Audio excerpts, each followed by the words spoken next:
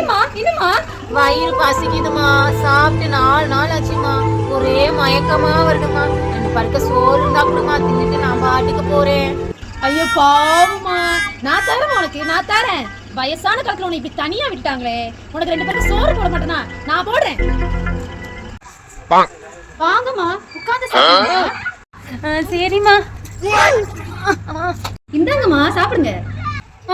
எனக்கு எதுக்குமா இவ்வளவு பெரிய குண்டால சோறு? இந்த குடல்லாம் சுருங்கி போச்சுமா. 2 பருக்க சோறு தாமா என்னால திங்க முடியும்.